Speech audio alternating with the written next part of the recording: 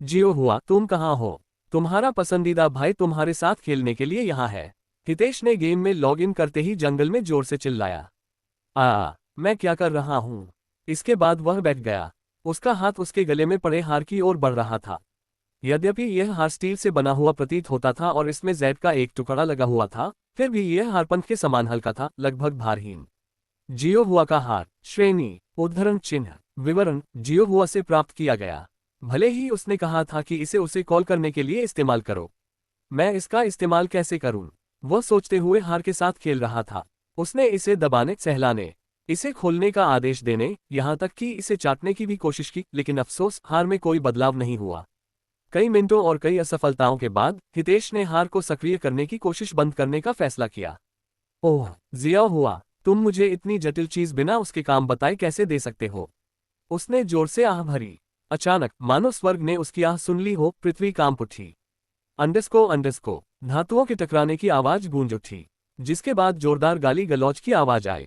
मेरी कुंडलित तलवार खा ले कमीने, मृत्यु को आमंत्रित करना। धमाका, दूर से एक जोरदार धमाका हुआ जिससे हितेश चौंक गया। अभी क्या हुआ? धरती अभी जिस तरह से कांप रही थी, वह क्यों कांप रही थी? क्या किसी ने बम गिराया था? धातु के टकराने की आवाज फिर से गूंजी और हवा का एक झोंका अचानक उस जगह पर आया जिसने हितेश को लगभग हवा में उठा दिया। शैतान मेंगली, अगर मैं आज तुम्हें नहीं मारूंगा तो मैं झान जुएगांग नहीं हूं। आहा, तुम जैसे मात्र आधे कदम के आत्मा ग्रैंडमास्टर को लगता है कि तुम मुझे मार सकते हो।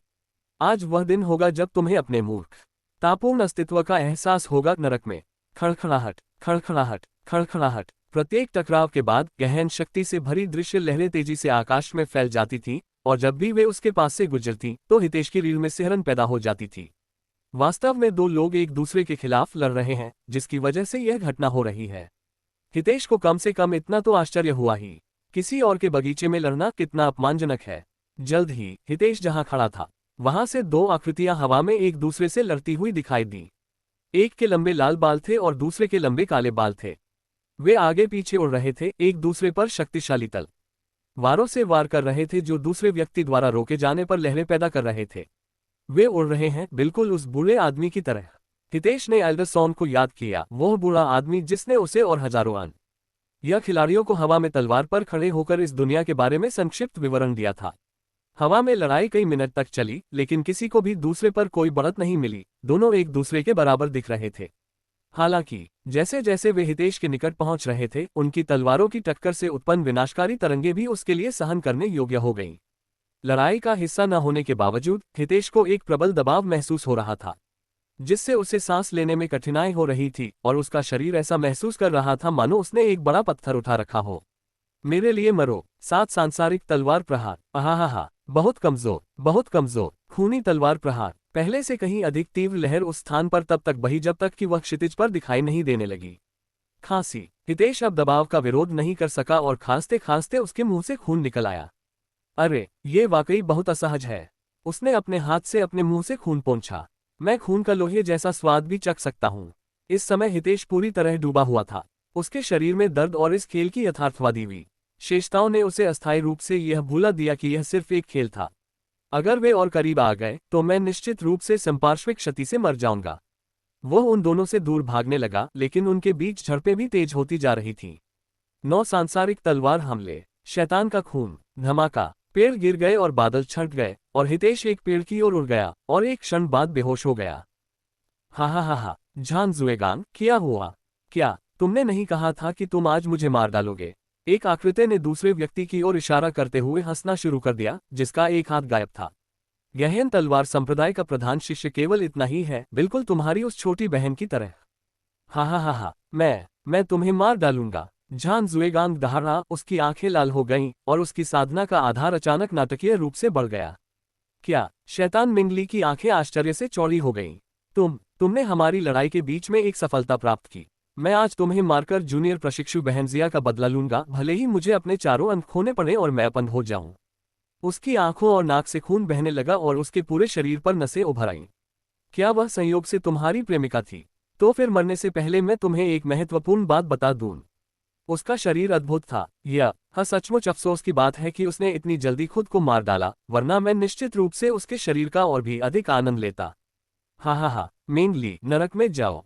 झान जुएगान की मुट्ठी में नीली तलवार गहरे नीले प्रकाश में चमक उठी और हत्या की मंशा बादलों से परे बढ़ गई।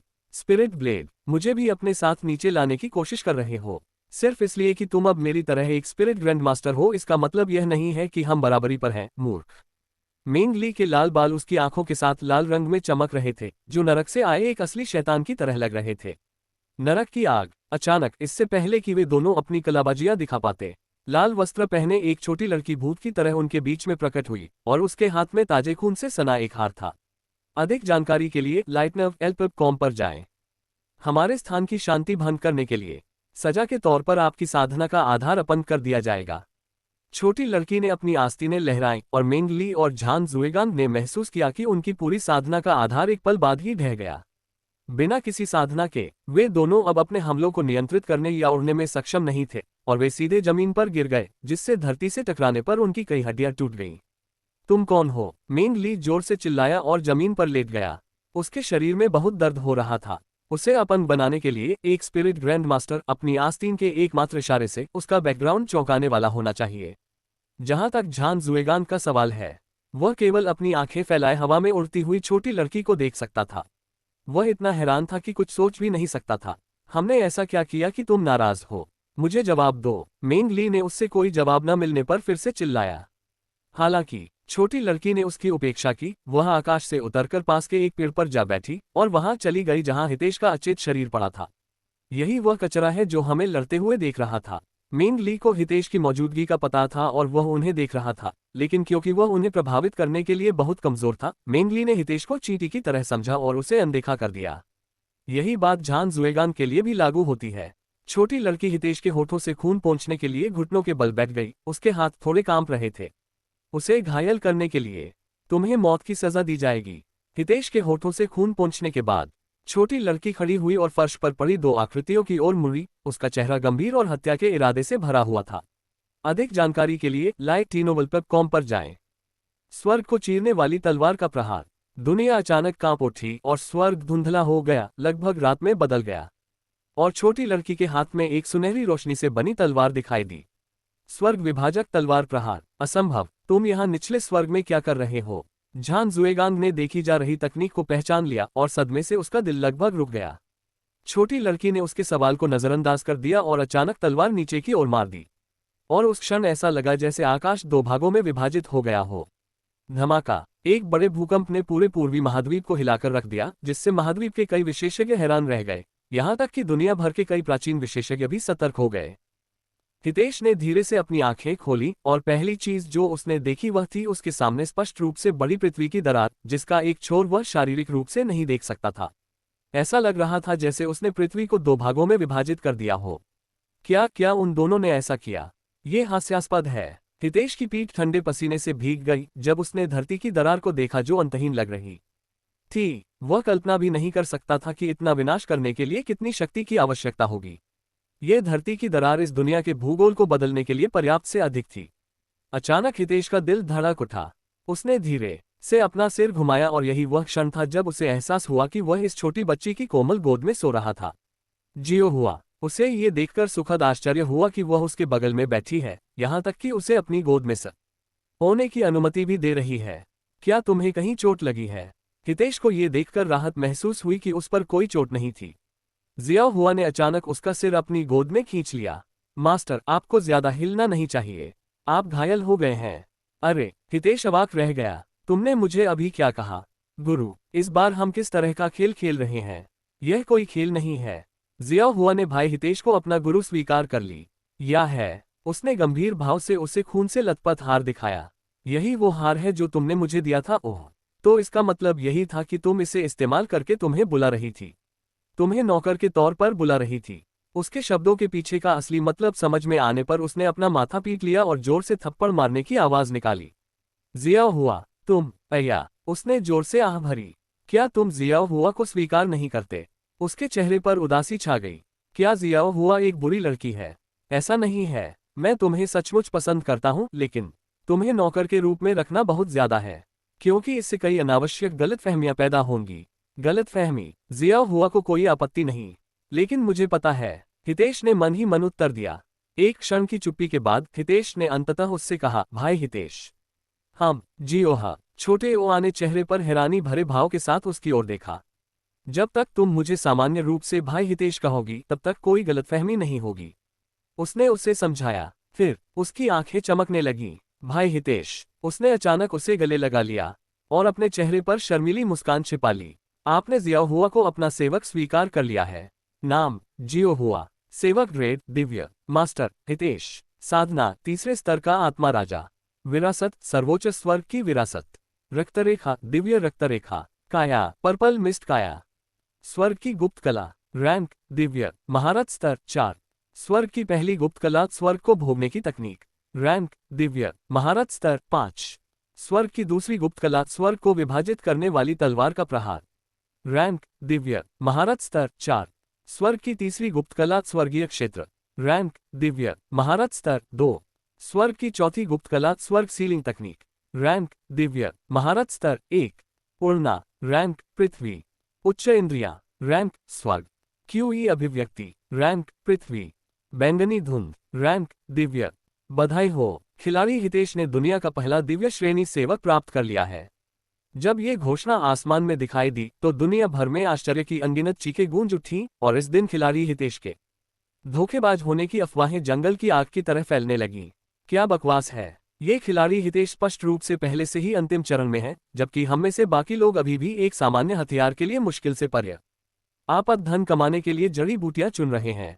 खेल को शुरू हुए एक सप्ताह भी नहीं हुआ है और वह पहले से ही ऐसी चीजें हासिल कर रहा है जिनके लिए उसे महीनों, यहां तक कि वर्षों तक मेहनत करनी पड़ेगी। क्या अब उन्हें खिलाड़ी भी माना जा सकता है? वे पूरे खिलाड़ी आधार से आगे हैं और वह भी बहुत कम अंतर से। इस दर पर क्या वह किसी समय सभी पर शासन नहीं कर सकता? ये कमीना जरूर धोखेबाज होगा। ऐसा कोई तरीका नहीं है जिससे वह इतनी जल्दी ये सारी चीजें हासिल कर सके। यहां तक कि मौजूदा सर्वश्रेष्ठ खिलाड़ी भी उसके आसपास नहीं है, और मैं यह मानने से इनकार करता हूं कि कोई नामहीन व्यक्ति बिना धोखेबाजी के बाकी सभी से इतना आगे हो सकता है। ये सही है, वह स्पष्ट रूप से धोखा दे रहा है। व्यवस्थापक कहाँ है? खेल निर्माता क्या कहते हैं? उसे दंडित किया जाना चाहिए। या तो उसके अंडकोश स्टील की तरह सख्त हैं या फिर वह पूरी तरह से पागल है। क्या उसे लगता है कि इतने खुलेआम धोखा देने से थोड़ा सा भी संदेह पैदा नहीं होगा? खेल में हितेश की धोखाधड़ी की अफवाहें इंटरनेट पर जंगल की आग की तरह फैलने लगीं। आजकल धोखेबाजों को, विशेष रूप से लोकप्रिय खेलों में, पहले की तुलना में अधिक कठोर सजा दी जाती है। जब धोखाधड़ी को केवल बुरा माना जाता था, लेकिन कोई भी उन्हें रोकने के लिए कोई बड़ा प्रयास नहीं करता था। इसके अलावा, यदि आप धोखाधड़ी करते हुए पकड़े जाते हैं, तो इस बात की बहुत अधिक संभावना है कि आप पर इतना जुर्माना लगाया जाए जो कि 10 साल के आवास किराए से भी अधिक महंगा हो, और यहां तक कि कई मामलों में धोखेबाजों को 4 साल तक की जेल भी हो सकती है। अधिक जानकारी के लिए lightOVL.com पर जाएं। इसमें इतने सारे जोखिम शामिल होने के कारण केवल वे लोग ही धोखा देने के लिए तैयार होंगे जो अमीर हैं और वास्तव में परवाह नहीं करते। हालांकि इस तरह के लोग भी इतनी खुलेआम धोखाधड़ी नहीं करते। इसलिए हितेश के मामले में लोग केवल यह मान सकते थे कि वह दुनिया के सबसे लोकप्रिय खेल में इतना स्पष्ट रूप से दिखाई देने के लिए पूरी तरह से पागल था। धोखाधड़ी हो, तुम क्या सोचते हो व्हाइट लोट्स? क्या तुम भी इस हितेश को धोखेबाज मानते हो?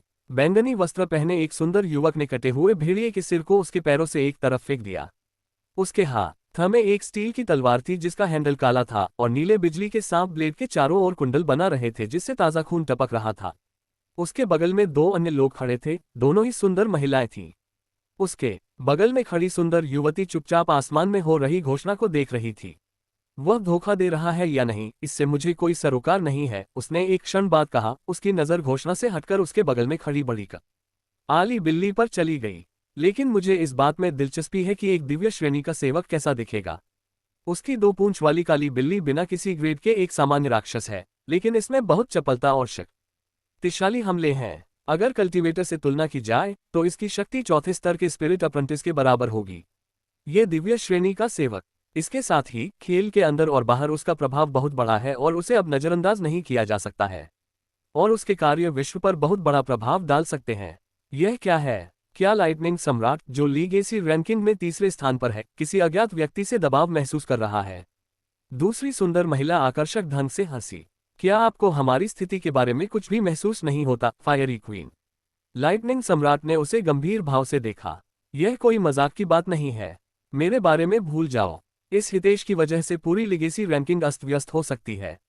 अगर मैं कहूं कि मुझे इस खिलाड़ी में कोई दिलचस्पी नहीं है, लेकिन पूरी लीगेसी रैंकिंग में, तो मैं झूठ बोलूंगा। यह अतिशयोक्ति होगी। वह शायद एक और धोखेबाज है। क्या होगा अगर वह असली निकला, कोई ऐसा व्यक्ति जिसके पास बहुत किस्मत और कौशल है? तब आप क्या करेंगे? उसके सवाल के बाद फायरी क्वीन के चेहरे पर खुशी का भाव गंभीर हो गया। तो फिर मैं निश्चित रूप से वही करूंगी जो मुझे करना है और उसे भर्ती करूंगी। हाँ, क्या आपको लगता है कि यह विचार आपके मन में ही आया है? फैंग परिवार को भूल जाइए, जो वर्तमान में प्रथम स्थान पर है। लीगेसी रैंकिंग में शामिल प्रत्येक परिवार सक्रिय रूप से उसकी तलाश कर रहा है, जबकि हम बात कर रहे हैं। ये तो मैं पहले से ही जानता हूं। लेकिन इससे कोई फर्क नहीं पड़ता कि कितने लोग उसे ढूंढ रहे हैं। जब तक मैं उसे पहले ढूंढ लूंगा, तब तक वह मेरा हो जाएगा। बिजली सम्राट ने उसकी बातें सुनकर केवल नाक सिकोड़ी। तुमसे बात करना सांस की बर्बादी है। हम यहाँ हैं, कंकाल कब्रिस्तान में। बिजली सम्राट ने अपनी तलवार तैयार की। उसकी चेतना सतर्क थी। वर्तमान 3 शीर्ष खिलाड़ियों के सामने एक बड़ा कब्रिस्तान था, जिसमें कई कंकाल अजीब ढंग से घूम रहे थे, जैसे कठोर चाल वाली लकड़ी की कठपुतलियां हों। चलो जल्दी से इसे खत्म करते हैं। मुझे तुम्हारी उपस्थिति से ही बीमार महसूस हो रहा है, फायरी क्वीन ने कहा। आपने स्वेच्छा से हमारा अनुसरण किया, केवल इसलिए कि हमने एक ही खोज को स्वीकार कर लिया है। चलो चले। उन्होंने पहले ही हमें देख लिया है। फायरी क्वीन ने अपना हथियार निकाला, जो एक लंबा कोड़ा था। व्हाइट लोटस भी उसके पीछे आया। उसके सामने एक सामान्य सी दिखने वाली तलवार थी। शीर्ष खिलाड़ी होने के बावजूद उनमें से किसी को भी ग्रेड वाले हथियार प्राप्त करने का कोई मौका नहीं मिला, इसलिए वे केवल बिना ग्रेड वाले इन सामान्य हथियारों के साथ ही काम चला सकते हैं। बिजली तत्व। बिजली सम्राट ने अपनी तलवार को सहलाया, जिससे बिजली के सांप वापस आ गए, ब्लेड के चारों ओर कुंडली मारते हुए मानो वह नाच रहा हो। शारीरिक वृद्धि, गति। उग्र रानी का कोमल शरीर नीले रंग में चमक उठा और उसका शरीर अब कोई भार महसूस नहीं कर सकता था। ऐसा महसूस हो रहा था जैसे वह पंख के समान हल्की हो गई हो। जूही, व्हाइट लोटस ने धीरे से कहा, और काली बिल्ली उसके सामने खड़ी हो गई। चलो चलें। बिजली सम्राट ने अपने पैरों को लात मारी और तेज गति से कंकालों की ओर उड़ गया। मुझे आदेश मत दो। अग्नि रानी भी आगे बढ़ी, उसके पीछे श्वेत कमल और उसका सेवक भी थे। जियो हुआ तुम। हितेश उसके चरित्र की स्थिति को देखकर चौंक गया। हालांकि वह समझ नहीं पाया कि उनका क्या मतलब था, लेकिन वे स्पष्ट रूप से साधारण नहीं थे। खेल की शुरुआत में ही इतना शक्तिशाली साथी पाना, क्या यह तकनीकी रूप से धोखा नहीं है? हितेश को पता था कि उसे इस समय अन्य सभी खिलाड़ियों पर बढ़त हासिल है, लेकिन चूंकि वह प्रतिस्पर्धात्मक कारणों से नहीं खेल रहा है, इसलिए वह इस बढ़त का उपयोग करने की योजना नहीं बना रहा है। बताओ, जिया हुआ, एक आत्मा प्रशिक्षु साधक की तुलना में एक आत्मा राजा के रूप में तुम कितनी अधिक शक्तिशाली हो? उसने उससे पूछा ताकि वह उनके बीच के अंतर को बेहतर ढंग से समझ सके। उद्धरण चिन्ह ... उद्धरण चिन्ह। जियो हुआ ने एक पल के लिए उसे अजीब तरह से देखा और फिर कहा, 1000, 10,000। भाई हितेश, उनकी तुलना नहीं की जा सकती क्योंकि अंतर बहुत बड़ा है। अंतर तो बहुत बड़ा है। ऐसा कैसे? हम वहां पर जो पहाड़ है, जियो हुआ उसे एक ही हमले में गायब कर सकता है। उसने क्षितिज पर बड़े पहाड़ की ओर इशारा करते हुए सहजता से कहा, एक ही हमले में गायब हो जाना। हितेश की आंखें फटी की फटी रह गईं जब उसने उसके आत्मविश्वास भरे शब्द सुने। अगर उसने जो कहा वह सच था, तो क्या वह एक चलता रता बम नहीं बन जाएगा जिसकी विनाशकारी शक्ति परमाणु बम के बराबर होगी, जिसे कई बार इस्तेमाल किया जा सकता है? वह संभवतः एकमात्र सेवक कैसे हो सकती है? क्या उसका अस्तित्व एक खेल के लिए थोड़ा असंतुलित नहीं माना जाएगा? या क्या सभी साधक एक निश्चित अवस्था तक पहुंचने के बाद इतने शक्तिशाली होते हैं? हितेश ये सोचे बिना नहीं रह सकी कि खेल के निर्माता क्या सोच रहे होंगे जब उन्होंने सोचा कि उसके जैसी छोटी लड़की को इतनी शक्ति देना एक अच्छा विचार होगा। जियो हुआ, अपनी शक्तियों का लापरवाही से उपयोग मत करो, ठीक है? मैं नहीं चाहता कि तुम गलती से किसी शहर या जमीन के टुकड़े को नष्ट कर दो। वह अचानक पृथ्वी की दरार को देखने के लिए मुड़ा। उसकी आंखें चौड़ी हो गईं। जिया हुआ, क्या ये तुमने किया? उसने उससे पूछा जब उसे लगा कि यह गड़बड़ी उन 2 साधकों ने नहीं की है। नहीं, उसने शांति से सिर हिलाया। ऐसा लग रहा था कि वह इस बारे में कुछ खास नहीं सोच रही थी। आह! हितेश ने जोर से आह भरी। क्या होगा अगर तुमने गलती से किसी को इससे मारा होता? जियो हुआ, सुनो, जब तक मैं तुम्हें अनुमति ना दूं, अपनी शक्ति का उपयोग मत करना, ठीक है? नहीं, उसने उसका अनुरोध बहुत आसानी से स्वीकार कर लिया। अच्छा, हितेश ने एक बार फिर धरती की दरार को देखा और फिर अपने चेहरे पर एक कड़वी मुस्कान के साथ मुड़ गया। चलो, ज़िया हुआ, अगर कोई हमें अभी यहाँ देख ले तो बुरा होगा। अधिक जानकारी के लिए like.tenohelp.com पर जाएं। इस प्रकार दोनों अपराध स्थल से आगे चलने लगे। जियो हुआ, अब तुम क्या करोगी, क्योंकि तुम मेरी नौकर बन गई हो? हितेश ने उससे पूछा। वह अभी भी इस बात को लेकर अनिश्चित था कि इस खेल में नौकरों का उद्देश्य क्या है। जियो हुआ, भाई हितेश के साथ जहां भी जाएगा वहां जाएगी, उसने जल्दी से जवाब दिया। और वह तुम्हें अगले लोक तक ले जाएगी। हाँ, मुझे अगले लोक तक ले चलो। आन, ठीक है, अभी इस बारे में मत सोचो। तुम्हारे परिवार का क्या? अगर तुम घर छोड़कर मेरे पीछे आने का फैसला करोगी तो वे क्या कहेंगे? भाई हितेश अब जिया हुआ का परिवार है, इसलिए कोई समस्या नहीं है। उसने टिमटिमाती आंखों से उसकी ओर देखा। मुझे नहीं लगता कि यह तर्क काम करेगा। उसने अपना सिर हिलाया, उसे समझ नहीं आ रहा था कि उसके साथ क्या किया जाए। अधिक जानकारी के लिए league.no.com पर जाएं। यदि वास्तविक दुनिया में कुछ दिन पहले ही मिले एक बच्चे को उसके परिवार से दूर ले जाना अनगिनत समस्याओं का कारण बनता, लेकिन हितेश को याद आया कि वह एक खेल में था और वह केवल एक एनपीसी है, इसलिए कोई समस्या नहीं होनी चाहिए। ठीक है, जैसा तुम चाहो वैसा करो, जिया हुआ, उसने अंततः एक हार मानने वाली मुस्कान के साथ कहा। बधाई हो, खिलाड़ी लाइटनिंग एम्परर, खिलाड़ी व्हाइट लोट्स और खिलाड़ी फायरी क्वीन कंकाल कब्रिस्तान को साफ करने वाले पहले खिलाड़ी बन गए हैं। अचानक हुई इस घोषणा ने कई खिलाड़ियों को चौंका दिया, लेकिन ऐसा इसलिए नहीं था क्योंकि वे इस कालकोठरी को साफ करने वाले पहले खिलाड़ी थे, बल्कि इसलिए क्योंकि लीगेसी रैंकिंग के 3 अलग अलग परिवारों को एक साथ रखा गया था। दूसरे शब्दों में, वे सहयोग कर रहे थे, ऐसा कुछ जो शायद ही कभी लोगों ने देखा हो, अगर कभी देखा भी हो। हे भगवान, लीगेसी के शीर्ष 10 परिवारों में से 3 वास्तव में एक साथ कालकोठरी को साफ करने के लिए सहयोग कर रहे हैं। शायद उन्होंने इस खिलाड़ी हितेश को नीचे लाने के लिए गठबंधन बनाने का फैसला किया है। यह एक संभावना है। कई खिलाड़ियों ने ऑनलाइन नई घोषणा के बारे में गपशप की, कुछ ने तो साजिश भी रची। लीगेसी रैंकिंग वास्तविक दुनिया में एक प्रणाली है, या यूं कहें कि एक वास्तविक दुनिया की रैंकिंग, जहां पेशेवर खिलाड़ी लीगेसी रैंकिंग में स्थान पाने के लिए प्रतिस्पर्धात्मक रूप से एक दूसरे से लड़ते हैं। लीगेसी रैंकिंग में केवल 100 खिलाड़ी हो सकते हैं, जिनकी रैंकिंग 1 से 100 तक होती है। लीग एसी रैंकिंग का हिस्सा होने से अनगिनत लाभ मिलते हैं और लगभग कोई गिरावट नहीं होती। धन, प्रसिद्धि, अधिकार, शक्ति, कोई भी व्यक्ति लीगेसी रैंकिंग में होने मात्र से ये सब प्राप्त कर सकता है। इसके अतिरिक्त, एक बार जब कोई खिलाड़ी लीगेसी रैंकिंग का हिस्सा बन जाता है, तो उनकी रैंक चाहे जो भी हो, उनका परिवार भी एक लीगेसी परिवार बन जाएगा, जिससे उन्हें लीगेसी रैंकिंग में बने रहने या रैंक बढ़ाने में मदद करने का लिए प्रतिभाशाली खिलाड़ियों की भर्ती करने की अनुमति मिल जाएगी, लगभग खेलों में एक गिल्ड या कबीले की तरह। अनगिनत खिलाड़ी, युवा और बूढ़े, विश्वव्यापी टूर्नामेंटों में सिर्फ इसलिए लड़ते हैं ताकि वे किसी ऐसे व्यक्ति को चुनौती दे सके जो लीगेसी रैंकिंग में है और उनका स्थान चुराना चाहता है। इसके अलावा, हर दशक में सिर्फ एक खेल को फोकस के तौर पर चुना जाएगा। इस वजह से रैंकिंग में आमतौर पर हर दशक में बड़े बदलाव होते हैं, सिवाय उन लोगों के जो रैंकिंग में सबसे ऊपर हैं। इस दशक के लिए लीगेसी रैंकिंग ने जिस खेल को मुख्य फोकस के रूप में चुना था, वह स्पष्ट रूप से कल्टीवेशन ऑनलाइन था, जो आज तक दुनिया का सबसे लोकप्रिय वीआरएमएमओआरपीजी है। घोषणा के कुछ क्षण बाद बादलों के ऊपर एक और दिखाई देता है। बधाई हो, खिलाड़ी जियोंग लू ने दुनिया का पहला स्पिरिट ग्रेड उपकरण प्राप्त किया है। वह अंततः प्रकट हो गया। बी जली सम्राट ने घोषणा पर लिखे नाम पर अपनी नजरें सिकोड़ ली। हेवंस डिविनिटी के जियोंग लू इस दुनिया में नंबर 1 खिलाड़ी के रूप में लीगेसी रैंकिंग के शीर्ष पर खड़े हैं। वह वास्तविक दुनिया में भी एक प्रमुख व्यक्ति हैं, जो वहां की सबसे बड़ी गेमिंग कंपनियों में से एक के मालिक हैं। यहां तक कि उसके जैसा एक अजेय राक्षस भी इतने घंटों के बाद इस खेल में केवल सबसे निम्न श्रेणी के उपकरण प्राप्त कर सकता है। फिर भी यह हितेश, उग्र रानी ने जोर से आह भरी। जियो हुआ, उपकरणों के लिए ग्रेड क्या है? घोषणा गायब होने के बाद हितेश ने उससे पूछा। आत्मा, पृथ्वी, स्वर्ग, दिव्य, प्रत्येक को गुणवत्ता के 4 स्तरों में विभाजित किया गया है, निम्न, मध्यम, उच्च और शिखर। दिव्य से उच्चतर अन्य ग्रेड हैं, लेकिन इसके बारे में चिंता करने की कोई आवश्यकता नहीं है क्योंकि आप उन्हें केवल उच्चतर क्षेत्रों में ही पा सकते हैं।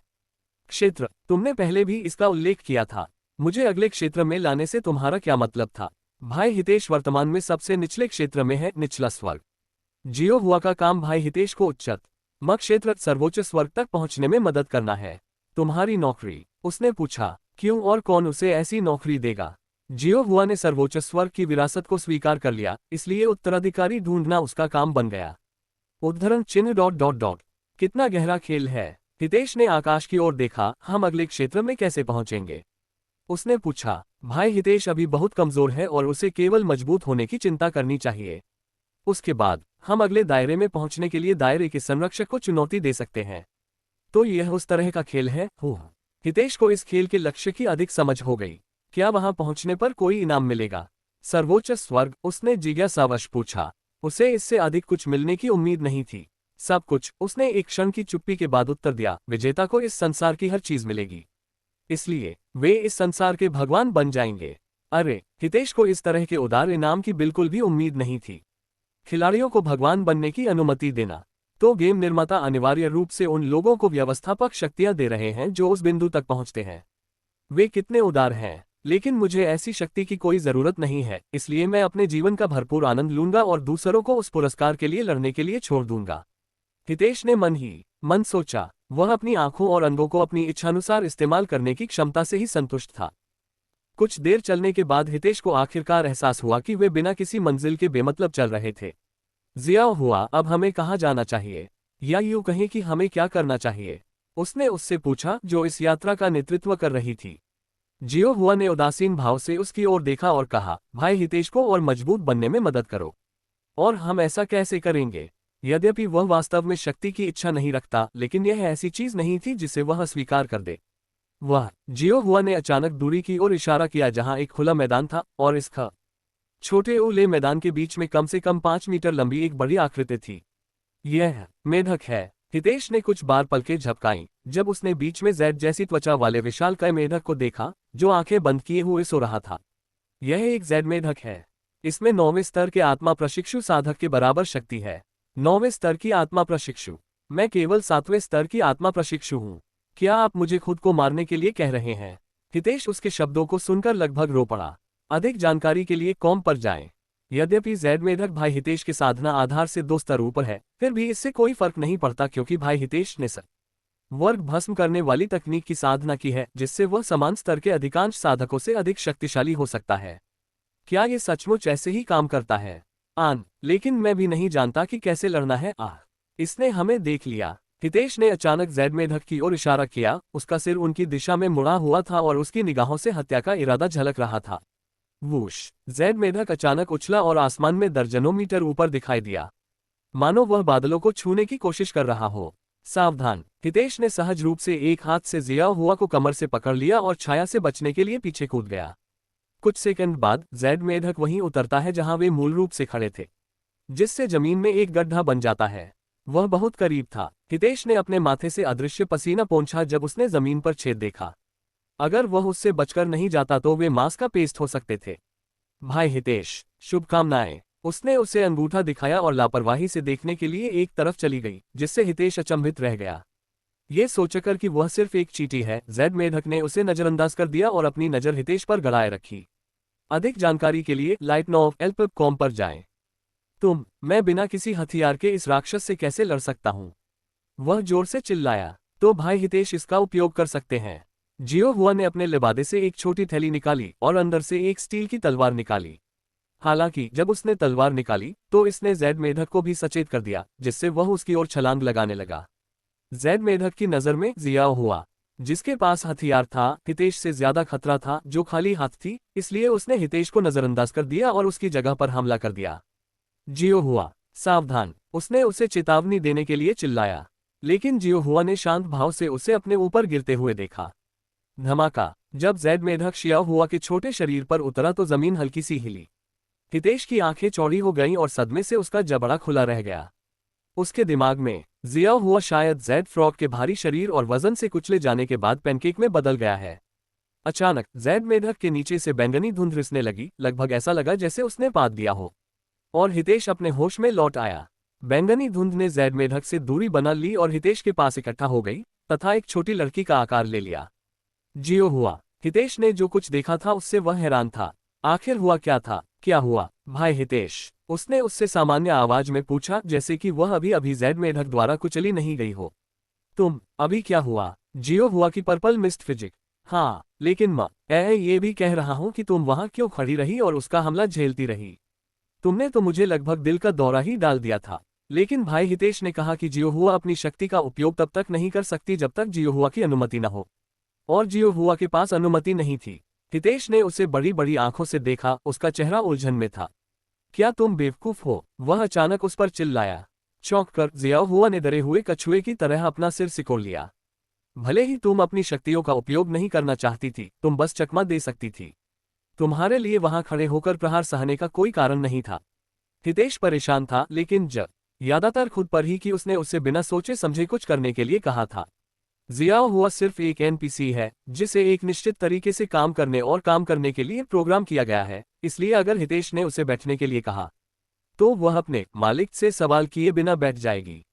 लेकिन हितेश ने इस बात पर ध्यान नहीं दिया कि वह एक एनपीसी थी, जो उसकी नौकर भी है, और उसने उसके साथ एक असली इंसान की तरह व्यवहार किया। इसलिए उसने माना कि जब उसने उसे अपनी शक्ति का बेतहाशा उपयोग न करने के लिए कहा तो उसमें कुछ तर्क होगा। माफ करना, जियो हुआ ने माफी मांगी। हितेश ने उसका उदास चेहरा देखकर अपना माथा पीट लिया। मुझे माफी मांगनी चाहिए, जिया हुआ। मैंने तुम्हें बिना सोचे समझे कुछ करने को कहा था। मुझे माफ कर दो। उद्धरण चिन्ह प्रश्नवाचक चिन्ह उद्धरण चिन्ह। जब मैंने तुमसे कहा था कि अपनी शक्तियों का प्रयोग मत करो, तो मेरा मतलब यह नहीं था कि मैं तुम्हारी शक्तियों को पूरी तरह से बंद कर दूं और एक मुक्केबाजी बैग बन जाऊं। यदि तुम खतरे में हो या ऐसा महसूस करते हो कि तुम्हें अपनी शक्तियों का प्रयोग करने की आवश्यकता है, तो बस इसका प्रयोग करो। भाई हितेश की अनुमति के बारे में क्या भूल जाए कि मैंने ऐसा कभी कहा था, और इसे अपने विवेक के अनुसार प्रयोग कीजिए। मैं जो कहने की कोशिश कर रहा हूं वह यह है कि अंडे को किसी बड़े पत्थर से तोड़कर फेंकने की कोई आवश्यकता नहीं है, और इसका प्रयोग करने से पहले अपने आसपास और पर्यावरण के बारे में सोचिए। जियो हुआ समझती है। उसने सिर हिलाया। अच्छा, अब मुझे वह तलवार दे दो। मुझे इस शापित मेढक से कर्ज चुकाना है। जैसे ही हितेश ने स्टील की तलवार को हैंडल से पकड़ा, तलवार के बारे में जानकारी उसके दिमाग में आ गई। आत्मा तलवार, ग्रेड, स्पिरिट, गुणवत्ता, शिखर, आवश्यक शारीरिक शक्ति 900, मानसिक शक्ति की आवश्यकता 1500, तीक्ष्णता 1000, विवरण धातु को मक्खन की तरह काटता है। अच्छी तलवार। हितेश ने इसे हवा में कुछ बार घुमाने के बाद तुरंत इसे पसंद कर लिया। जैद मेढक बिना हिले डुले खड़ा रहा, उसकी निगाहें लजन से भरी हुई थी क्योंकि वह जिया हुआ को घूर रहा था, जिसने उसकी निगाहों का जवाब देने की भी जहमत नहीं उठाई, जैसे कि वह उसकी नजरों में कुछ भी नहीं था। यह मामूली सी दिखने वाली छोटी बच्ची उसके भारी जन से कुचले जाने के बाद बिना किसी चोट के कैसे बच गई, उसे आश्चर्य हुआ। हितेश शांत भाव से आगे बढ़ा, उसकी नजर जैड फ्रॉग पर पूरी तरह केंद्रित थी। हालांकि वह पहले कभी किसी लड़ाई में शामिल नहीं हुआ था, लेकिन छोटी ईना इस समय वह अजीब तरह से शांत महसूस कर रहा था, जैसे कि यह स्वाभाविक ही हो। मैंने पहले कभी लड़ाई नहीं की, तलवार चलाना तो दूर की बात है। मैंने अपना ज्यादातर जीवन बिस्तर पर चुपचाप सड़ते हुए बिताया है। हालांकि मैं इस दुनिया से बाहर कितना भी शक्तिहीन क्यों न हो, मैं इस दुनिया में अपने अंगों और आंखों का भरपूर इस्तेमाल कर सकता हूं। जब तक मैं यहाँ हूं, मुझे लगता है कि मैं कुछ भी हासिल कर सकता हूं, यहाँ तक कि इस विशालकाय मेढक को भी हरा सकता हूं। हितेश अचानक जैड मेढक की ओर दौड़ा, उसे सचेत किया। उसकी गति पृथ्वी पर सबसे तेज आदमी से भी तेज थी, और वह पलक झपकते ही जैड मेढक के सामने पहुंच गया। साक्षी, याद रखो, सीखो, कार्यान्वित करो। दो साधकों के बीच की लड़ाई उसके दिमाग में घूम गई, और उसके हाथ उसी के अनुसार चलने लगे।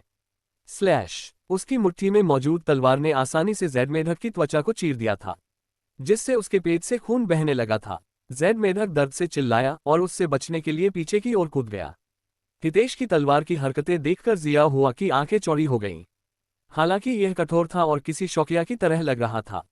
यह स्पष्ट रूप से एक तलवार चाल थी। हितेश ने जैड मेढक का पीछा नहीं किया और केवल उसकी मुट्ठी में तलवार को देखा, और उसके चेहरे पर असंतोष था। मैंने ठीक वैसा ही किया जैसा उस आदमी ने किया था, लेकिन इसमें कुछ ऐसा था जो मुझे ठीक नहीं लगा। भाई हितेश, जिया हुआ को सिर्फ झटका लगा। उसने जो कुछ देखा वह उन दो साधकों में से एक की तकनीक थी जिन्हें उसने मारा था, या उसने ये सिर्फ उन्हें थोड़ी देर के लिए लड़ते हुए देखकर सीखा था। किसी तकनीक को केवल एक बार और केवल कुछ क्षणों तक देखने के बाद ही उसे सीखने और निष्पादित करने वाले व्यक्ति के लिए हितेश को केवल एक विलक्षण प्रतिभा ही कहा जा सकता है। मैंने हरकतें बिल्कुल सही तरीके से की और ये लक्ष्य पर लगा, लेकिन कुछ कमी रह गई। हितेश ने सोचा, शायद क्यूई। हितेश मुस्कुराया, मानो उसे आत्मज्ञान प्राप्त हो गया हो, और उसकी नजर फिर से जैड मेढक पर पड़ी। इस बार मैं तुम्हें मार डालूंगा, उसने पूरे आत्मविश्वास के साथ कहा। उसकी तलवार कांपते हुए जैड मेढक की ओर इशारा कर रही थी। जैड मेढक उलझन में था। कुछ क्षण पर भले वह इंसान अविश्वसनीय रूप से कमजोर और असुरक्षित दिख रहा था, फिर भी जैसे ही उसने तलवार पकड़ी, उसके बारे में सब कुछ बदल गया। उसकी कमजोर आभा तलवार की तरह तीखी हो गई और उसकी निगाहों में प्रभुत्व यहाँ तक कि अहंकार का भी संकेत दिखाई दिया। उसके साथ ऐसा क्या हुआ था जिससे ये बदलाव आया? यहाँ तक कि जिया हुआ भी उसके इस बदलाव से थोड़ा हैरान था। ऐसा लग रहा था जैसे वह एक ऐसे नश्वर से जो दुनिया के बारे में कुछ नहीं जानता था, एक महान तलवारबाज बन गया है। यहाँ तक कि उससे निकलने वाली आभा भी पूरी तरह बदल गई है। हितेश ने जैड मेढक की ओर दौड़ लगाई, जबकि वह चकित था और उसके हाथों ने उसी चाल से तलवार को चलाया, लेकिन अधिक सटीकता और गति के साथ। उसके हाथ में तलवार अचानक लाल हो गई। खूनी तलवार का प्रहार। शाह। जैड मेढक सहज रूप से पीछे की ओर कूद गया, लेकिन हितेश की तलवार के वार की तुलना में उसकी चाल बहुत धीमी थी और वह बीच हवा में दो टुकड़ों में विभाजित हो गया, जिससे अंग और रक्त हर जगह उड़ने लगे। आपने खूनी तलवार प्रहार सीख लिया है। खूनी तलवार प्रहार। रैंक पृथ्वी। महारत स्तर 1। विवरण 900 क्यूई का। बड़ी ही खपत होती है। सक्रिय करने के लिए तलवार चलाना आवश्यक है। रक्त संप्रदाय की एक तकनीक। खिलाड़ी हितेश पृथ्वी रैंक कौशल सीखने वाला दुनिया का पहला खिलाड़ी बन गया है। बधाई हो। खिलाड़ी हितेश एलीट बॉस ज द फ्रॉग को मारने वाला पहला खिलाड़ी बन गया है। दुनिया को दिखाने के लिए एक के बाद एक दो घोषणाएं की गईं। जैड मेढक के मरने के बाद जियो हुआ हितेश के पास गया और उससे पूछा, भाई हितेश, तुमने वह तकनीक कहाँ से सीखी? हितेश के आसपास की तीखी आभा उस समय गायब हो गई जब उसने जियाओ हुआ की आवाज सुनी।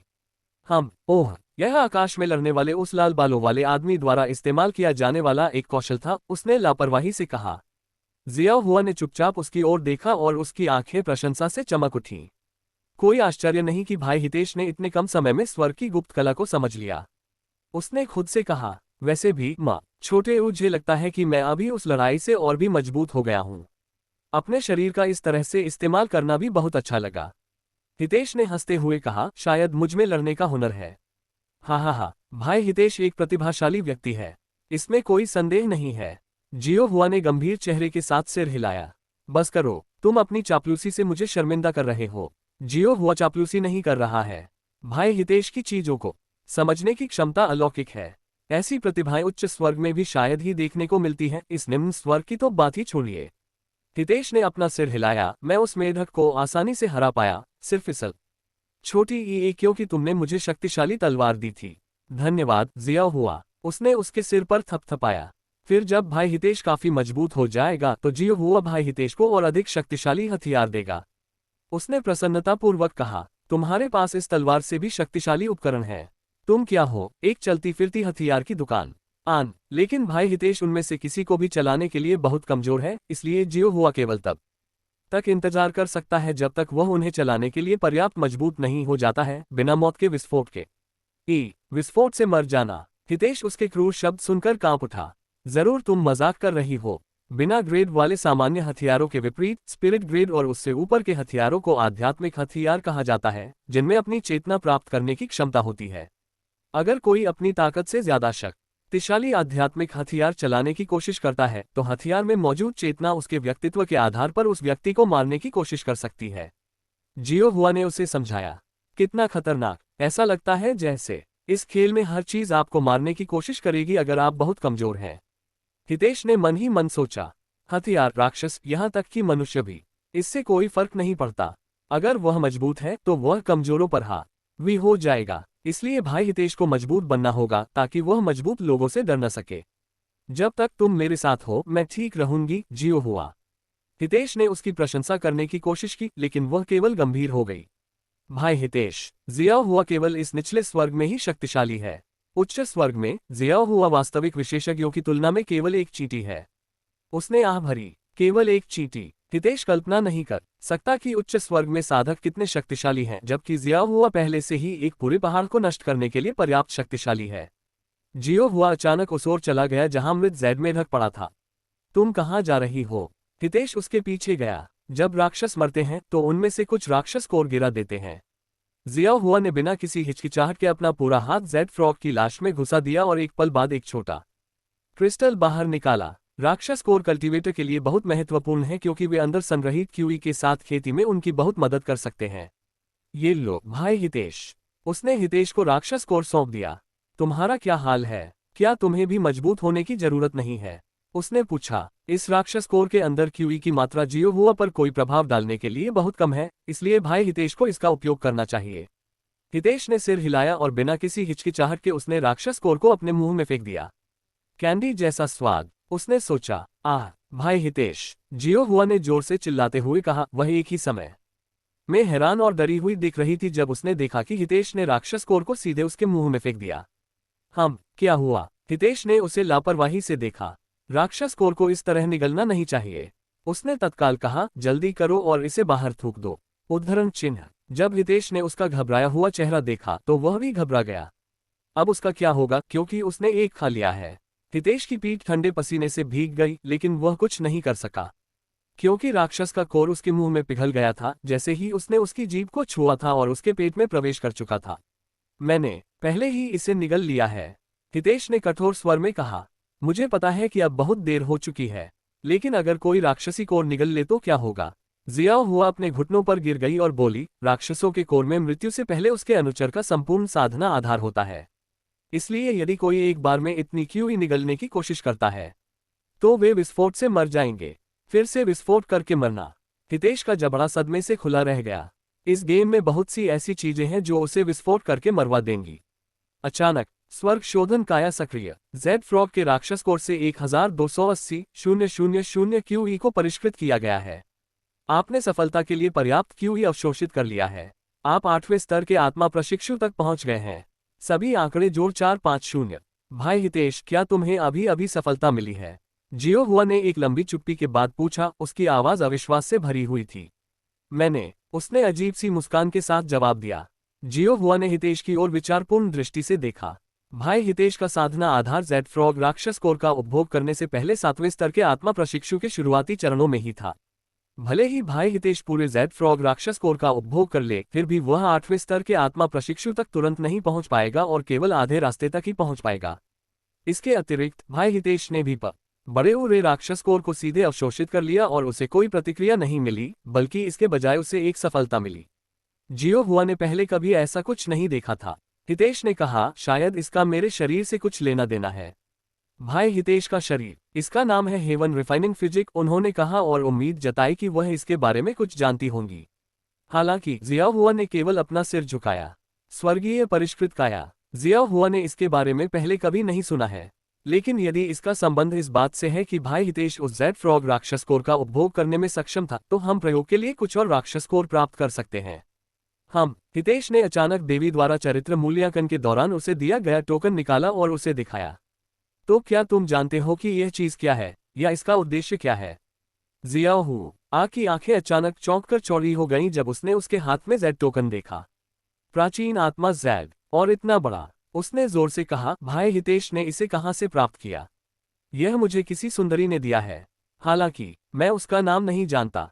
यह क्या करता है? हितेश को जिज्ञासा हुई जब उसने उसके हैरान चेहरे को देखा। ऐसा लग रहा था जैसे उसने अभी अभी स्वर्ग को अपने सामने ढहते देखा हो। यह एक स्पिरिट जेड है। ये कुछ हद तक एक राक्षस कोर के समान है, लेकिन इसके भीतर बहुत अधिक क्यूई है। यहाँ तक कि कम गुणवत्ता वाला सबसे निम्न ग्रेड का एक कंकड़ के आकार का रॉयल स्पिरिट जेड उच्च स्वर्ग में बेहद मूल्यवान है। क्या ओह कि यह रक्त रेखाओं को जगा सकता है या प्रदान कर सकता है? जियो हुआ ने बलपूर्वक अपनी लार निगल ली और जारी रखा। भाई हितेश की मुट्ठी में प्राचीन spirit jade royal spirit jade से 3 ग्रेड ऊपर है और शायद उच्च गुणवत्ता का है। यह उल्लेख करने की आवश्यकता नहीं है कि यह एक हथेली के आकार के पत्थर के आकार का है। प्राचीन आत्मा जेड की उपस्थिति आमतौर पर शांत रहने वाले जियाओ हुआ को अनियंत्रित रूप से पने के लिए पर्याप्त थी। यह एक बहुत ही मूल्यवान खजाना था। तो मैं इसे खाकर क्यूई जैसे राक्षस कोर प्राप्त कर सकता हूं, है न? हितेश ने अपने होंठ चाटे जब उसने सोचा कि जेड फ्रॉग राक्षस कोर का स्वाद कितना मीठा है।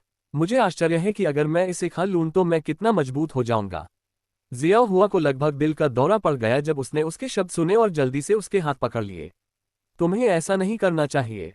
अगर भाई हितेश इसे खा लेता है तो भले ही तुम्हारा शरीर अद्वितीय हो, तुम निश्चित रूप से मर जाओगे। यहां तक कि एक शीर्ष आत्मा सम्राट भी इसे खाने की कल्पना करने की हिम्मत नहीं करेगा। हितेश ने उसके चिंतित चेहरे को देखकर मुंह बिचकाते हुए कहा, आराम करो जियो हुआ। मैं इसे नहीं खाऊंगा। इतनी मूल्यवान वस्तु मैं इसे कैसे खा सकता हूं इससे पहले कि मैं उस सुंदरता को ढूंढूं और उससे पूछूं कि उसने मुझे ये स्पिरिट जेड क्यों दिया। उस व्यक्ति के पास ये प्राचीन आत्मा जेड होने के लिए उसके पास एक चौंकाने वाली पृष्ठभूमि होनी चाहिए, शायद सर्वोच्च स्वर्ग से कोई। जियो हुआ ने खुद से सोचा। जियो हुआ यहाँ। उद्धरण चिन्ह प्रश्नवाचक चिन्ह उद्धरण चिन्ह। उद्धरण चिन्ह विस्मयादिबोधक चिन्ह विस्मयादिबोधक चिन्ह विस्मयादिबोधक चिन्ह उद्धरण चिन्ह। जब हितेश ने अचानक उस पर प्राचीन आत्मा जैड फेंका तो जिया हुआ कि आत्मा ने लगभग अपना शरीर त्याग दिया। मुश्किल से उसे पकड़ते हुए उसने हैरान भाव से उसकी ओर देखा।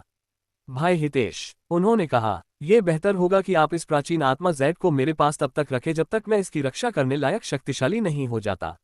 जियो हुआ इतनी मूल्यवान चीज को पकड़ नहीं सकती। उसने तुरंत अपना सिर हिलाते हुए मना कर दिया। उसके हाथ पहले से ही प्राचीन आत्मा जैद से आने वाले अदृश्य वजन से कांप रहे थे। हितेश ने भौहें सिकोड़ते हुए कहा, अगर तुम इसे नहीं थामना चाहोगी तो कौन थामेगा? मैं इस विशाल दुनिया में अपने कमजोर अस्तित्व से वाकिफ हूं, इसलिए अगर मैं ऐसी कोई चीज थाम सकता तो मुझे सिर्फ अंतहीन परेशानी ही उठानी पड़ती। अगर मैं ऐसा कर सकता तो मैं इसे फेंक देता, लेकिन अब जब मुझे इसकी कीमत पता चल गई है, तुम समझ रहे हो कि मेरा क्या मतलब है ना? जिया हुआ ने अपनी मुट्ठी भींच ली और गंभीर भाव से सिर हिलाया।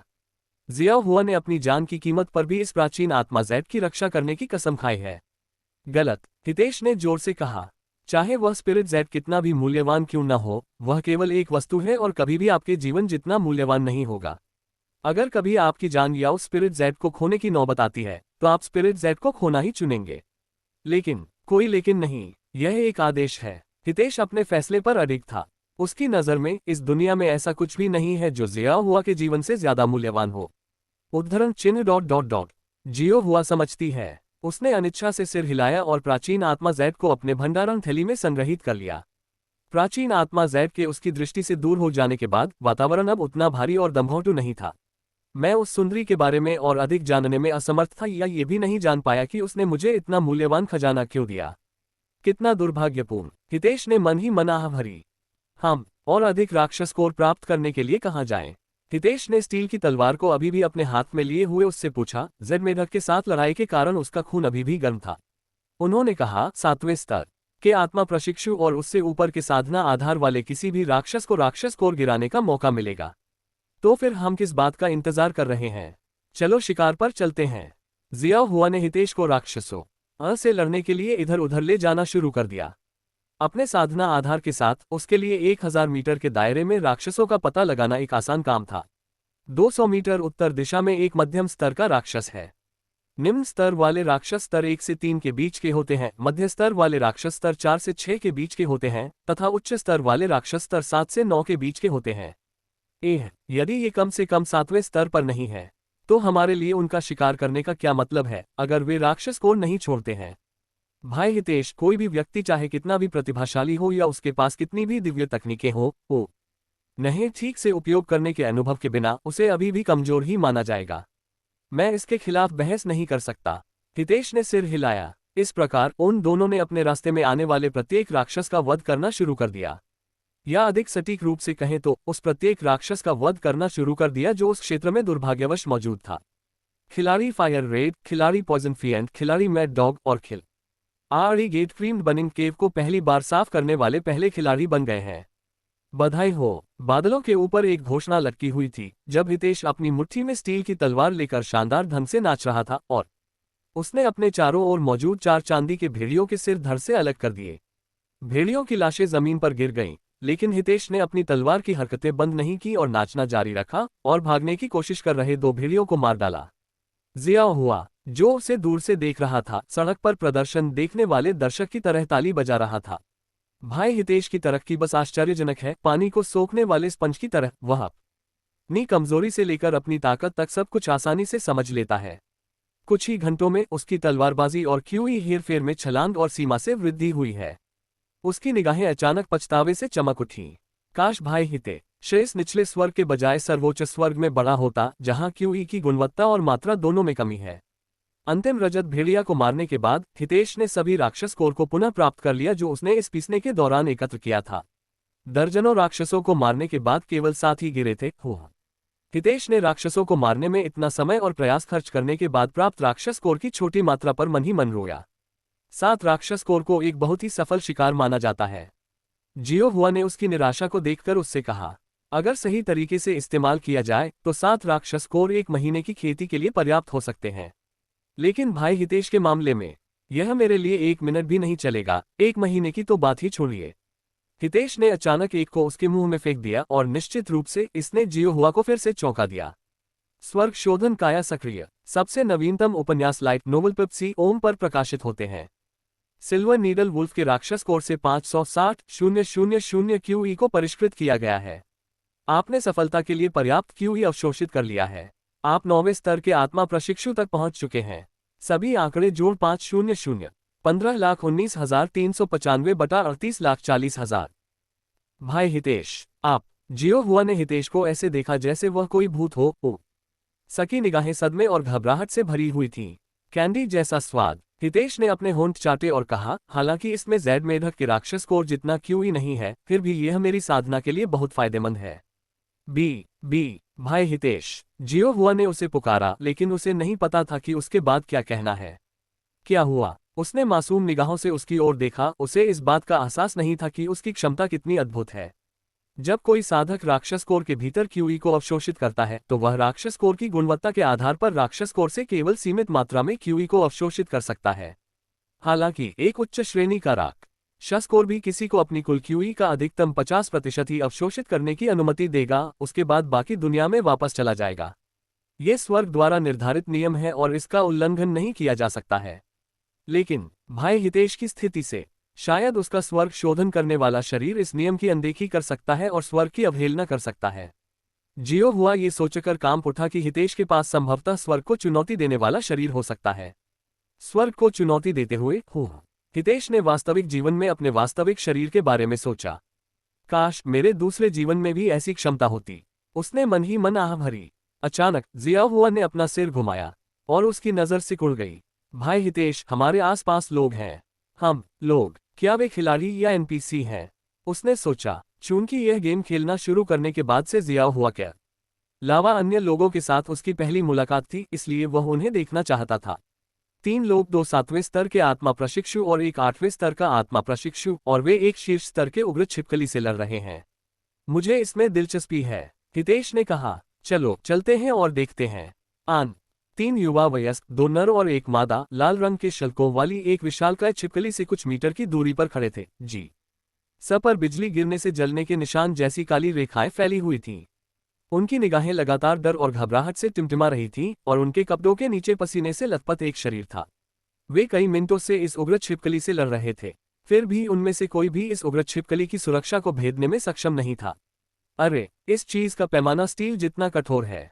वरिष्ठ प्रशिक्षु भाई मो, हमें अपनी क्यूई समाप्त होने से पहले अब यहां से चले जाना चाहिए। जूनियर प्रशिक्षु भाई वांग सही कह रहे हैं। हम अपनी वर्तमान क्षमताओं से इस जानवर को नहीं हरा सकते। इससे पहले कि बहुत देर हो जाए, चलो यहां से चले जाएं। वहां मौजूद तीनों में सबसे बड़े मो झो ने अपने सामने खड़ी अग्नि छिपकली को घूरते हुए अपने होंठ काटे। उसने इस अग्नि छिपकली पर अपनी सारी तकनीकें पहले ही आजमा ली थीं, फिर भी उसके छिलके की सतह पर सिर्फ खरोंचें थीं। मैं मना करता हूं, वह अचानक चिल्लाया। वरिष्ठ प्रशिक्षु भाई मो, जब उन्होंने उसके चेहरे पर हट देखा तो अन्य 2 चिंतित हो गए। तुम दोनों जा सकते हो, लेकिन मैं तब तक यही रहूंगा जब तक हम में से कोई एक मर नहीं जाता। माँ, एरी जिंदगी इस फियरी छिपकली के राक्षसी कोर पर निर्भर करती है। मो झो ने अपने होठों को तब तक काटा जब तक कि उनमें से खून नहीं निकल गया, लेकिन वह दृढ़ निश्चय से भरी संकुचित आंखों से फियरी छिपकली को देखता रहा। या तो मैं यहां मर जाऊं या फिर संप्रदाय में वापस आ जाऊं और वहां मर जाऊं। चूंकि मैं किसी भी तरह से मर जाऊंगा, इसलिए मैं इस समय सब कुछ दांव पर लगा सकता हूं। तो यहीं मर जाओ, मैंने तो केवल दया करके तुम्हारी मदद की थी, नर ने कहा और फिर लड़ाई से भाग गया। अगर तुम सीनियर प्रशिक्षु भाई रेन को नाराज न करते तो ये सब नहीं होता। महिला ने भी लड़ाई छोड़ दी। कई सालों से दोस्त होने के बावजूद उन दोनों में से कोई भी उसके लिए अपनी जान जोखिम में डालने को तैयार नहीं था। मो झो ने अपनी कनिष्ठ प्रशिक्षु बहन की बातों पर आह भरी। कनिष्ठ प्रशिक्षु बहन लिंग सही कह रही है, लेकिन मैं अपने दिल की बात को अनदेखा नहीं कर सकता, चाहे कुछ भी हो। ये जानते हुए भी कि ऐसा करके मैं एक चुने हुए को अपमानित करूंगा। उसने एक बार फिर अपनी तलवार उठाए और उग्र छिपकली का सामना किया। आओ तुम कचरा। जियोहुआ, तुमने कहा था कि 3 थे, लेकिन यहाँ केवल एक ही क्यों है? हितेश ने मो झो की ओर इशारा किया, जो भयंकर आंखों और खून से सने लिबादे के साथ उग्र छिपकली से लड़ रहा था। हमारे पहुंचने से पहले ही वे चले गए, उसने शांतिपूर्वक उत्तर दिया। उसके बारे में क्या आपको लगता है कि वह जीतेगा? जियोहुआ ने अपना सिर हिलाया। उसकी साधना का आधार लगभग सूख चुका है, ये केवल समय की बात है कि वह क्यूई अभाव के कारण गिर जाएगा। वह एकमात्र व्यक्ति है जिसे मैंने अब तक तुम्हारे अलावा देखा है, ज़ियाओ हुआ। अगर वह यहाँ मर जाए तो ये शर्म की बात होगी। हितेश अचानक अपनी तलवार उठाकर लड़ाई में कूद पड़ा। खूनी तलवार का वार। तमा की तलवार ने आसानी से उस अनजान अग्नि छिपकली के स्टील जैसे शल्कों को भेद दिया और सीधे उसके दिल में घुस गई, जिससे वह एक ही वार में मर गई। क्या तुम ठीक हो? हितेश ने चकित मो झोऊ को देखा, जो उसे एक गूंगे मुर्गे की तरह घूर रहा था। उसका मुंह खुला हुआ था। टी टी टी, यह मो झोऊ ने ऐसे बच्चे की तरह हकलाया जिसने अभी अभी बोलना शुरू किया हो। उसने पहले कभी किसी को अपनी लगभग अभेद्य रक्षा के लिए जान बड़ी ही जाने वाली अग्नि छिपकली के कवच को एक ही तलवार के वार से भेदते नहीं देखा था, इतनी आसानी से तो बिल्कुल नहीं। हितेश ने अचानक मो झोऊ की ओर अपना हाथ बढ़ाया, जो सदमे से जमीन पर गिर गया था। तो स्पष्ट निष्कर्ष के बावजूद तुम उस चीज से क्यों लड़ते रहे? उसने मो झोऊ को जमीन से खींचते हुए पूछा। मो झोऊ का चेहरा उसके सवाल को सुनकर सख्त हो गया। अगर मैं फायरी लिजर्ड मॉन्स्टर को पाने में विफल रहा तो मैं मर जाऊंगा, इसलिए मैं कोशिश करते हुए मर सकता हूं। उसने दुखी स्वर में आह भरी। यदि आप इसे प्राप्त नहीं कर सकते तो आप क्यों मरेंगे? हितेश को उसकी स्थिति में दिलचस्पी हो गई। एक और गहरी सांस लेते हुए मो झोऊ ने कहा, क्योंकि मैंने अपने संप्रदाय के एक चुने हुए व्यक्ति को नाराज किया था। चुना हुआ? वह क्या है? मो झोऊ ने उसे अजीब भाव से देखा। कोई कैसे नहीं जान सकता कि चुना हुआ क्या होता है? चुनाहा छोटे हुआ व्यक्ति वह होता है जिसे शक्तिशाली स्वर्ग का अनुग्रह प्राप्त होता है। वे सभी महान प्रतिभाओं के साथ पैदा होते हैं और सभी उनका सम्मान करते हैं, स्वर्ग की कृपा से। हितेश ने सिर हिलाया। तो तू मां मुझे ये बताना चाहती हो कि तुम मरने जा रही हो क्योंकि तुमने इस एक आदमी को नाराज किया था? तुमने क्या किया? उसके सामने उसके माता पिता को मार डाला? मो झोऊ ने उसके शब्दों पर जोर से सिर हिलाया। नहीं, ऐसा नहीं हो सकता। मैंने सिर्फ सीनियर प्रशिक्षु बहन जिन को प्रपोज किया था, लेकिन क्योंकि सीनियर प्रशिक्षु भाई रेन भी उसे पसंद करता है, मेरी हरकतों से वह नाराज हो गया। क्या वे डेटिंग कर रहे हैं? नहीं। आया हितेश ने जोर से थप्पड़ मारते हुए अपना चेहरा थपथपाया। वह तुम्हें मारना चाहता है क्योंकि तुमने आगे बढ़कर इस जिंग लड़की से अपने प्यार का इजहार किया। तुम्हारा यह वरिष्ठ प्रशिक्षु भाई रेन किस तरह का नासमझ आदमी है? मो झोऊ उसकी बातें सुनकर अवाक रह गया। लेकिन ऐसी स्थिति तो हमेशा होती रहती है, उसने मन ही मन सोचा। हितेश ने फायरी लिजर्ड की लाश पर नजर डाली। तुम्हें इसकी जरूरत है ना? उसने इशारा करते हुए पूछा। उद्धरण चिन्ह ... हाँ, इसे लें। मो झोऊ ने आश्चर्य से भरे चेहरे से उसकी ओर देखा। यह अग्नि छिपकली राक्षस को निस्संदेह एक मूल्यवान खजाना है जिसे संप्रदाय के बुजुर्ग भी चाहते हैं। फिर भी यह युवक उसे देने को तैयार था जिससे वह अभी अभी मिला था, बस ऐसे ही। सच में? मो झोऊ ने संदेह भरे स्वर में कहा। लेकिन ये तुम ही थे जिन्होंने इसे मारा, तो फिर मैं इसे अपने लिए ले लूंगा। हितेश लाश की ओर चलने के लिए मुड़ा। उसकी हरकतें देखकर मो झोऊ घबरा गया। रुको, मुझे चाहिए। नहीं, कृपया मुझे लेने दो। मैं फ्लाइंग स्वॉर्ड संप्रदाय का मो झोऊ हमेशा तुम्हारा ऋणी रहूंगा। भाई हितेश वास्तव में दयालु हैं। अगर कोई और होता तो वे निश्चित रूप से इसे अपने पास रख लेते। जियो हुआ ने मन ही मन सोचा जब उसने मो झोऊ को हितेश के सामने घुटनों के बल गिरकर अपना आभार प्रकट करते देखा। उद्धरण चिन्ह, यदि इस उद्धारकर्ता को मो झोऊ से कुछ चाहिए तो वह उसे अवश्य पूरा करेगा। मो झोऊ ने जोर से कहा और उसकी आंखों के कोने से आंसू बहने लगे। हितेश को नहीं पता था कि मो झोऊ की हरकतों पर कैसे प्रतिक्रिया करनी चाहिए। इतना विनम्र होने की जरूरत नहीं है। अगर मैं किसी की जान के बदले में एक राक्षस कोर का आदान प्रदान कर सकता हूं तो बेशक मैं बिना किसी हिचकिचाहट के ऐसा करूंगा, उसने कहा। धन्यवाद, बहुत बहुत धन्यवाद। मो झोऊ झुककर खड़ा रहा। न केवल तुमने मुझे पहले ही एक बार अग्नि छिपकली से बचाया है, तुम मुझे यह अग्नि छिपकली राक्षस कोर भी दे रहे हो। इतने कम समय में तुमने पहले ही 2 बार मेरी जान बचाई है। कृपया इसे मेरा आभार मान लो। तुम जैसे वयस्क आदमी को रोते हुए इस स्थिति में देखना अजीब है। जल्दी से खड़े हो जाओ। योजक चिन्ह। इसमें कुछ क्षण लगे लेकिन मो झोऊ अंततः शांत हो गया। मुझे अभी तक आपका नाम नहीं मिला। आप मुझे हितेश कह सकते हैं। तो साथी दाववादी हितेश, एक बार फिर मैं मो झोऊ हूँ, फ्लाइंग स्वॉर्ड संप्रदाय का एक बाहरी शिष्य।